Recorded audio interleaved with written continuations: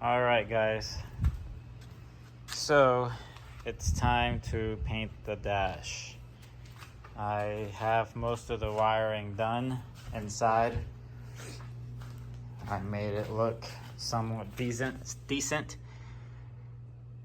I taped everything in the back. I know it's hard to see. So to finish it up, I need to paint the dash, and while that's drying, I'll go ahead and clean some of the vents and all that stuff up. And if I have to order any gaskets for the vents, I'll do it. So I have it primed, the areas with that have bare metal with self-etching primer, and the light scratches that were on here to have a smooth surface to paint on. I removed that, and I'm not really too worried about the marking, because I can place it exactly where it was before. That's the hope anyway. So I have the primer, sanded it down, everything's perfectly smooth, and now I'm gonna remove all these little clips here.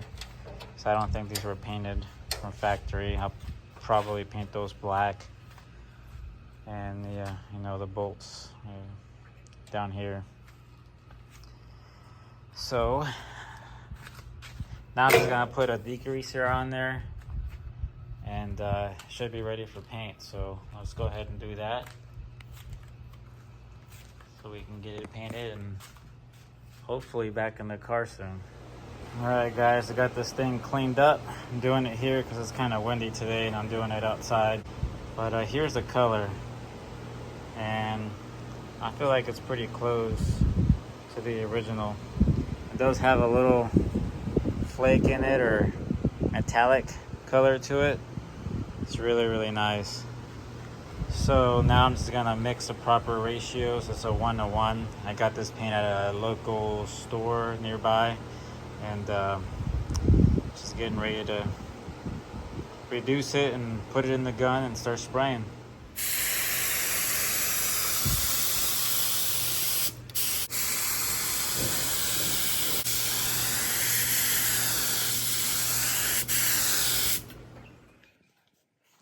Here we are again. It's had plenty of time to dry. The color is pretty spot on in my opinion. It came out really, really nice. Now on the glove box lid, I put a little bit more work into it because you're gonna be seeing it. So it had a really deep scratch here, and I bondoed it and sanded it and primed it, and you can't even tell it's there. I know it's hard to see it for what it is because of the water from the rain or sprinkles. Here's the back side. Came out really good. You can see the runs in it. That's how it was from the factory. So I just left it alone. Didn't really do much to the back side, except took the surface rust from this bracket here, hinge. Didn't have any paint from the factory, and then on the inside of here it didn't have any paint as well. So I took it apart, sanded it, and painted it, and came out great. The rest of the dash came out really, really nice. Really happy the way it came out.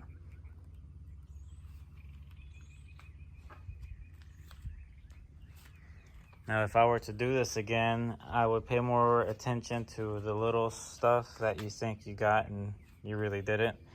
There's a little spot here. It's a scratch from the old paint, which I didn't quite sand good enough, because when you spray it with paint, you are going to notice all the little imperfections in it. So this is one of them, and then there's another one down here. But that's not a big deal because that lid's gonna go there, and then you're not gonna see it. You can see the outline where the seatbelt light goes, but again, I knew that was gonna happen. It's not a big deal, so I can line it up and be in the same spot that it was before. But again, I'm just amazed how good the color looks. You can see all the little factory dents or spot welds, whatever those are. Didn't mess with those. And you're really not gonna see much of it. You're gonna see this part. I think this has a little plastic cover that goes there, and then this is where your instrument cluster goes. So you're not gonna see none of this. And I think this is probably what came out the best in my opinion. It didn't have any scratches to begin with, so it's smooth. But I'll let you see it once it's back in the car. So I'm gonna give it a little bit more time to dry. It's not really gonna rain too much, just a light sprinkle here. So once the sun comes out, I'm gonna let it dry a little bit more and then put it in the car.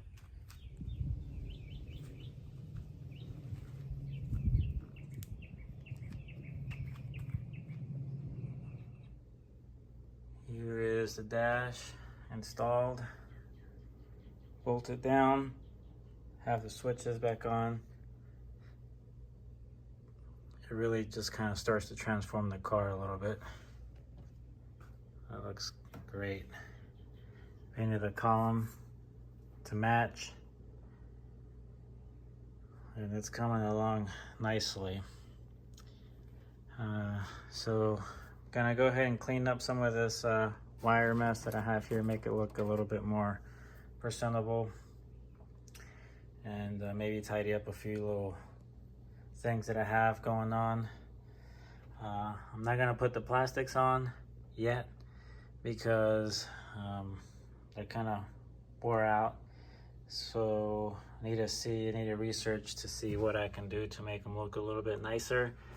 I like to use them since they're the original, or they're original to the car, and you know, if I can save them, I'll just be a little bit more I can spend somewhere else. So let's go ahead and wrap this thing up here and finish it up so I can move on to something else. Taking a little break from the wiring, and I'm going to focus on this scratched glass that the car has. It is the original glass, so I want to try to save it. It has that bluish, greenish color to it. So I mean, you can't really see it, but there is a lot of scratches everywhere on it. So what I'm gonna use is these Mach pads, and I'm going to start off with the 180 grit. I think these are made for like wood and stuff. They're really soft, kind of sandpaper feeling on the other end. But I read some reviews, and a lot of people polish glass with it, so I'm gonna go ahead and give it a try. I got my disc and my grinder, so I'm gonna start off around 2,000 RPMs to 3,000 polishing or grinding with the 180. Then I'll go ahead and move to the 500. So let's go ahead and give it a try with the 180 and try to remove some of these deep scratches that's on here. They're literally everywhere. Looks like whenever this car was painted originally, they didn't take the glass out. So these are the actual grinding marks from when they were trying to prep the paint for the car, because both windows have it. So let's go ahead and try to remove it so I can put the glass back in the car and make it look a little bit nicer, and you know, I can actually drive it whenever it's kind of rainy or cold. Doesn't quite fit, but I don't feel like going and buying another one just to try it out. So let's go ahead and give this a try.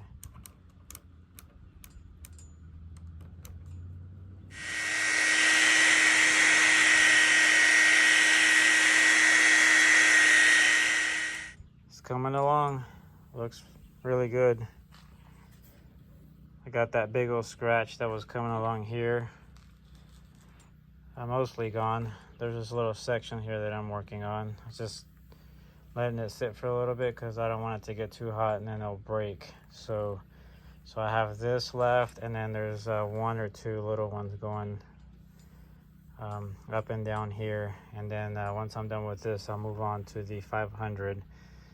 So the 180 is doing its job. It's working really well. Perfectly smooth.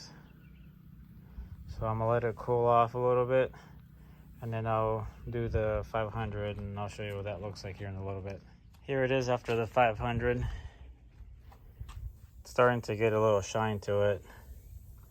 All it does is just removes the little scratches that the 180 left behind. So I want to make sure that's as smooth as possible, and I think it's doing that. So now I'm gonna move up to the 1000 grit, and I don't see it changing much, except it's just gonna polish it a little bit more before I actually put the polishing compound on there. So I'll go ahead and switch over the pads and run it over with the 1000. Here it is after applying the 1000. It already looks almost polished, in my opinion. It looks just like it was, actually better than what it was. But I did get a polishing compound, so I'm gonna go ahead and use that. It's I'll show you what it is here in a little bit. This is what I used.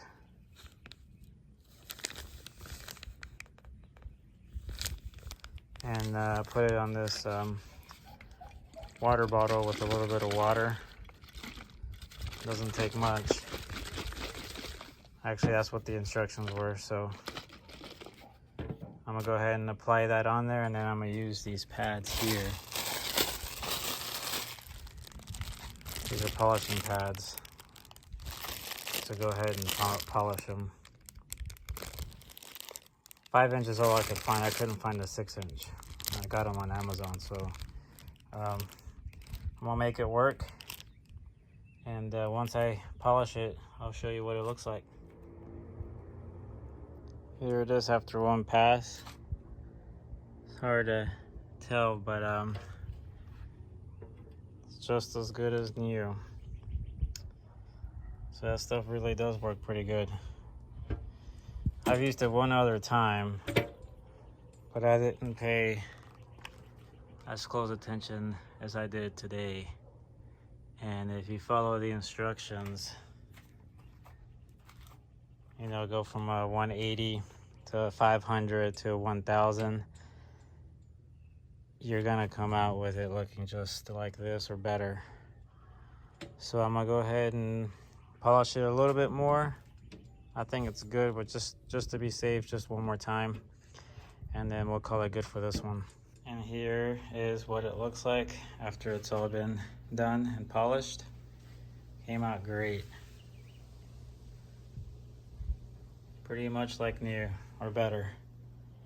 There are still a few little scratches, but they're on the other side. Like there's one here. You can't really see it.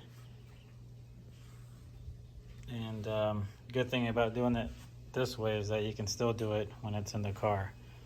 So if it really bothers me, then I'll do it later on, but it's a lot better than what it was before. Before, it had some really bad scratches here and all along here, so you can't even see them anymore.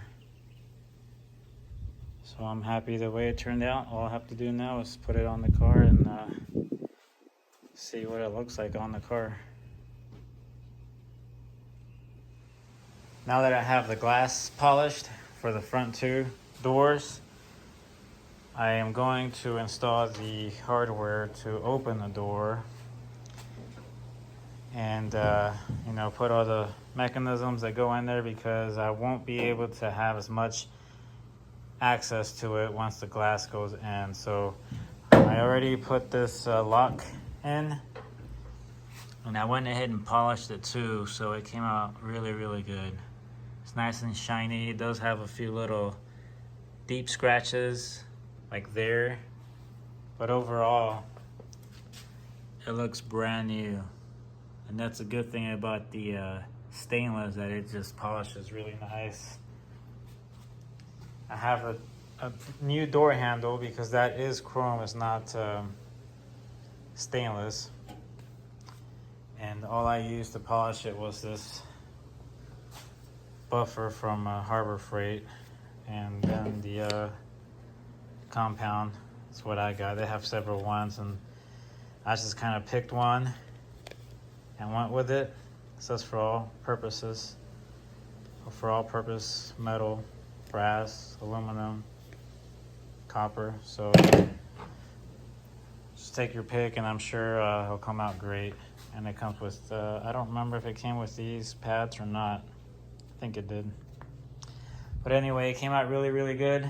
I'm gonna install the locks now, the lock mechanism, the latch, so I can use the door like it's intended to be used. Here's all the hardware that goes in the doors. I have these two labeled. I cleaned these up really, really nice. Came out really good. I had a bunch of gunk and old grease, so I need to re-grease everything, both sides. So just make sure, I'm sure you can figure it out, but just to make it easier, I went ahead and marked what goes where. These, on the other hand, I don't remember. I don't know if I had it on the tape and it just came out when I washed it. You know, the marking. I don't know. So I'm gonna have to figure out which one goes where. Like the door stuff, I'm gonna go ahead and grease everything up while I have it out. And to grease it, I'm gonna be using this stuff here from Napa. There's the part number. And it says it's for this kind of stuff. So I'm gonna go ahead and try it and get that all looped up and installed.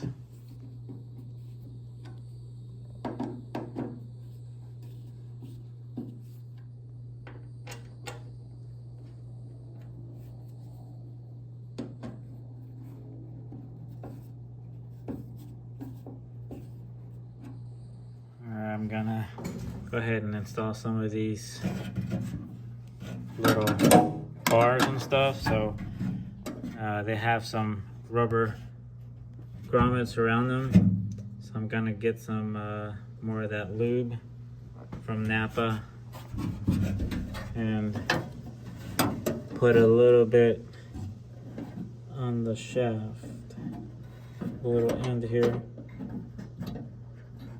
just so it doesn't make some noise and it goes in a little bit easier. Just like that. And then this locks right there.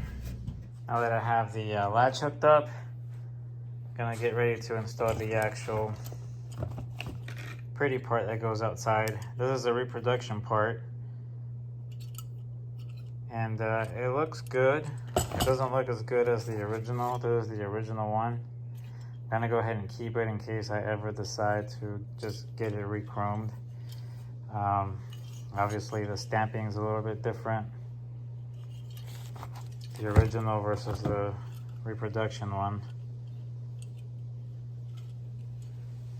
And you can tell a few differences on the outside edge. It also has a little chip too, so I actually let them know about that a long time ago, and they never got back to me. So be careful when you order from CJ Pony Parts. Here's the original one. Just a little bit more defined around the edges.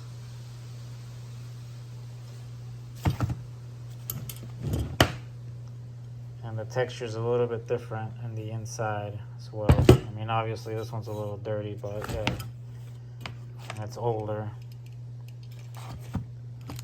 So let's go ahead and install that with the proper washer gasket. That's what it's called, is the part number. You'll need 2 of these. They sell these individually as well. And you can use it for either side, left or right. So I'm gonna go ahead and put that on.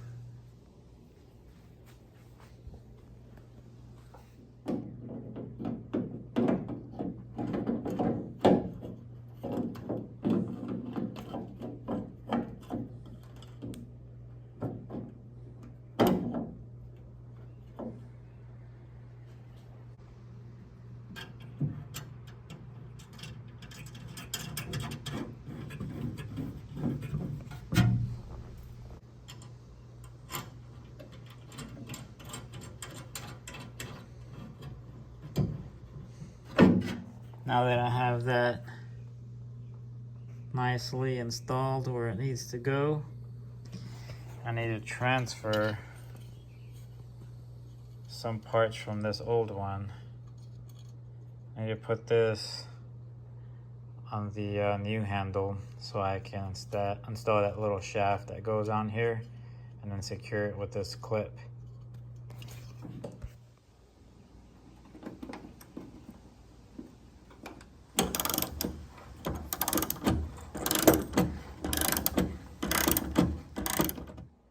Let's test it out now.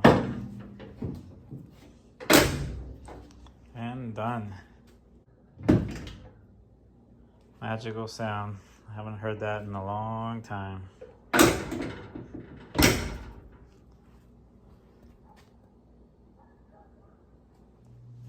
Got this section here cleaned up now. Got all the old grease.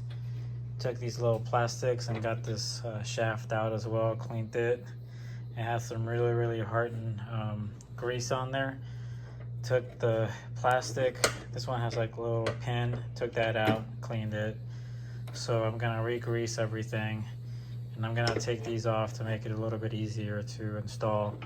I did notice that on other cars, these have bolts. These are like rivets here, so I can't take this plate off. So I remember getting it off from the car, that it was a little tricky to get it off. So we'll see how that works out. Hopefully I don't scratch the paint.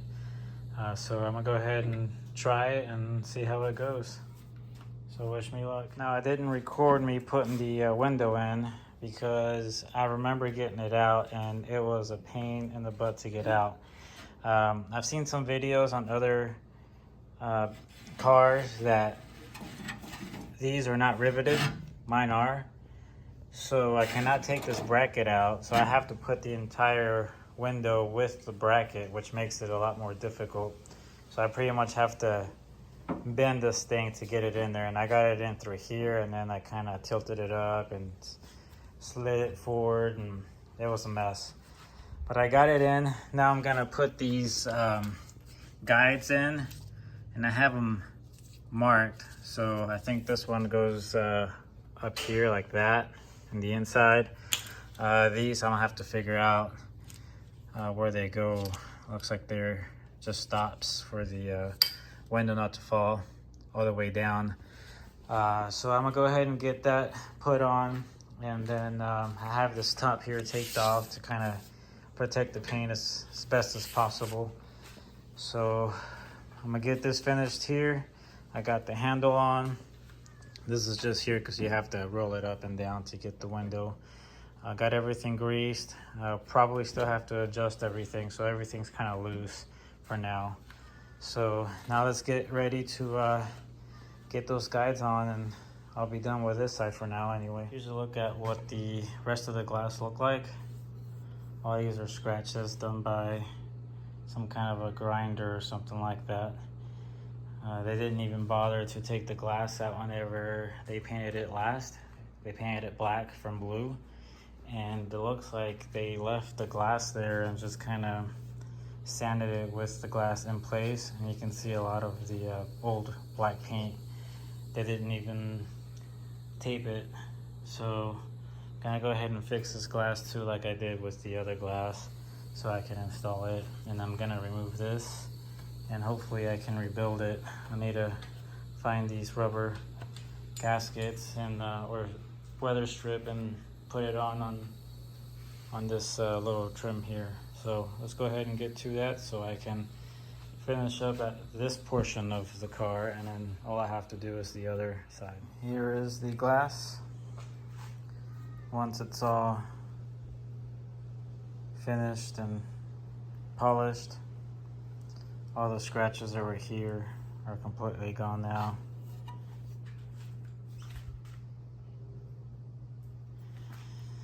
So all I need to do is wait for that rubber piece to come in. I can put it on. It didn't look like it had any glue on there, so I'll probably put it back the same way as I found it, unless I feel like it needs that glue.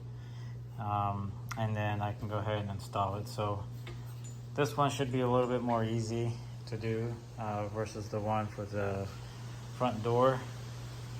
But I'm gonna repeat this to the other side because it's just as badly scratched in the front. So I'm gonna go ahead and get that down, do it, and that should be it for the glass. I still have to do the back, but I'll do that at another time whenever I get close to installing the glass.